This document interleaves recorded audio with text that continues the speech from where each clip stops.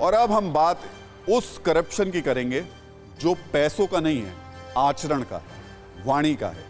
ये वाणी का भ्रष्टाचार इतना बड़ा है कि इसे लेकर आज देश की संसद में हंगामा हुआ।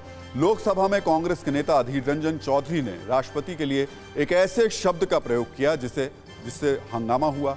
हम इसे वाणी का भ्रष्टाचार इसलिए कह रहे हैं क्योंकि अधीर के शब्द ने ठीक उसी तरह संसदीय परंपरा को नुकसान पहुंचाया जैसे करप्शन सिस्टम को नुकसान पहुंचाता है।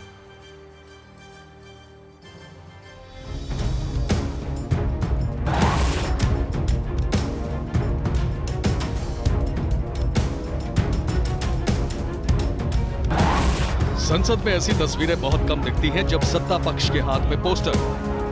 ये तस्वीर इसलिए दिखी क्योंकि मुद्दा राष्ट्रपति के अपमान से जुड़ा था। मुद्दा देश के सम्मान और एक महिला के सम्मान से जुड़ा था। अधीर रंजन चौधरी लोकसभा में कांग्रेस के नेता हैं। दशकों से संसदीय राजनीति में सक्रिय हैं। बस एक कॉल कर सकती है आपको कंगाल। खाली हो सकता है बैंक खाता। कैसे? देखिए मेरे साथ जागते रहो सिर्फ मनी 9 पर। अभी डाउनलोड करें। लिहाजा उन्हें बखूबी अंदाजा होगा कि वो जो कह रहे हैं उसका असर क्या होगा। इसलिए सदन के अंदर वो आक्रोश दिखा जो भारत के हर नागरिक के दिल में है। माफी मांगो इस देश से, माफी मांगो सोनिया गांधी आदिवासियों से, माफी मांगो औरतों से, माफी मांगो गरीब से, माफी मांगो और शर्म करो कि भारत ने पंचायत से लेकर पार्लियामेंट तक सम्मान के साथ इस देश की सेवा की। तुम्हारे पुरुष नेता सड़क पर उसका अपमान करते हैं। माफी मांगो सोनिया गांधी इस देश से। अधीर के बयान पर सदन में बीजेपी सांसदों ने सोनिया गांधी से माफी मांगने की मांग की। इसे लेकर लोकसभा और राज्यसभा में जमकर हंगामा हुआ। सदन में बार बार ये बात दोहराई गई कि अधीर रंजन ने जानबूझकर राष्ट्रपति का अपमान किया।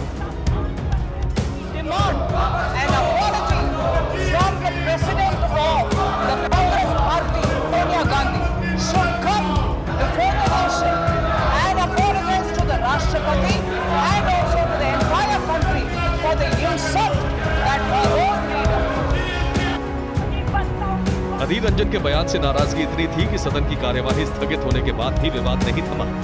सदन की कार्यवाही स्थगित होने के बाद कांग्रेस अध्यक्ष सोनिया गांधी जैसे ही सदन से निकली, बीजेपी सांसदों ने फिर उनसे पूछना शुरू कर दिया। Ma'am will you ask Adir to apologize? Ma'am, will you ask Adir to apologize? He has already apologized. Sonia Gandhi BJP सांसदों के सवाल से खींच गईं। नाराज सोनिया गांधी ने बीजेपी सांसद रमा देवी को कहा कि अधीर रंजन ने माफी मांग ली है। इसी बीच स्मृति ईरानी भी मौके पर पहुंची। स्मृति ईरानी ने कहा, मैडम मैं आपकी मदद कर सकती हूं, तो सोनिया ने पलटकर कहा, डोंट टॉक टू मी।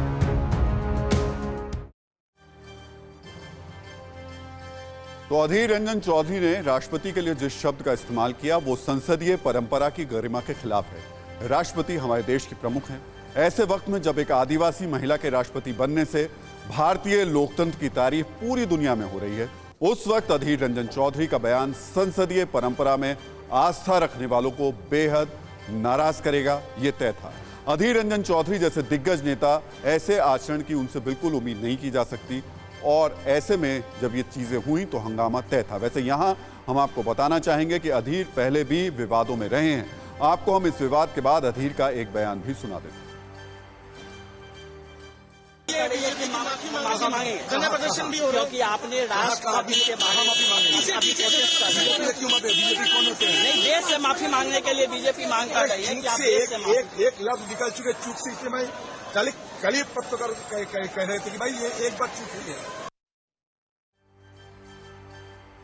वैसे सामान्य बातचीत में संबोधन के लिए पुल्लिंग और स्त्रीलिंग शब्दों का इस्तेमाल होता है, लेकिन संसदीय परंपरा की अपनी एक स्वायत्तता है और अपनी एक रवायत है। संसदीय परंपरा में पद की मर्यादा होती है। पद पर आसीन शख्सियत को संबोधित करने का अनुशासन होता है, शब्दों का ख्याल रखना होता है। आपको बता दें, ये पहली बार नहीं है जब राष्ट्रपति पद पर महिला के आसीन होने पर संबोधन को लेकर चर्चा और बहस शुरू हुई हो। यूपीए सरकार में प्रतिभा पाटिल जब राष्ट्रपति बनी थी तब भी संबोधन को लेकर कुछ वर्गों में बहस हुई थी। तब राष्ट्रपति संबोधन को लेकर जेंडर बायस्ड और पितृ सजरात्मक बातें की गई थी। यहाँ हम आपको बताना चाहेंगे कि राष्ट्रपति पद पर महिला के आसीन होने पर संबोधन क्या होगा, इसको लेकर चर्चा संविधान सभा में भी हुई थी। ये सवाल संविधान सभा के सदस्यों के मन में भी आया था कि अगर महिला राष्ट्रपति बनी तो क्या संबोधन होगा, क्या उन्हें राष्ट्रपति ही कहना ठीक होगा। संविधान सभा के सदस्य केटी शाह ने सुझाव दिया था कि महिला के सर्वोच्च पद पर आसीन होने पर उन्हें राष्ट्रपति न कहकर नेता कहा जाए, उन्हें नेता कहकर संबोधित किया जाए। संविधान सभा में एक सुझाव यह भी आया था कि महिला के सर्वोच्च पद पर आसीन होने पर उन्हें कर्णधार यानी कैप्टन कहा जाए, लेकिन इन सुझाव पर बात आगे नहीं बढ़ी। पंडित जवाहरलाल नेहरू ने इन सुझावों को खारिज कर दिया और महिला के लिए भी राष्ट्रपति का ही संबोधन तय हुआ। यहां हम आपको यह भी बताना चाहेंगे कि स्वतंत्रता संग्राम के दौरान कांग्रेस अध्यक्ष को राष्ट्रपति ही कहा जाता था, यानी संविधान सभा ने भी शब्द में पुल्लिंग और स्त्रीलिंग का भेद नहीं करते हुए महिला और पुरुष दोनों के लिए राष्ट्रपति का पदनाम ही तय किया था। और खुद पंडित जवाहरलाल नेहरू ने राष्ट्रपति पदनाम और संबोधन तय करने में अहम भूमिका निभाई थी। इसलिए अधीर रंजन से उम्मीद की जाती है कि वो मर्यादित आचरण करेंगे, क्योंकि कांग्रेस नेहरू के आदर्शों को आगे ले जाने और नेहरू के दिखाए रास्ते पर आगे बढ़ने की बात करती है। क्या आपने भी खरीद लिया है गलत शेयर? हो गया है भारी नुकसान? देखिए मेरे साथ 80-90 पूरे 100 सिर्फ Money9 पर अभी डाउनलोड करें।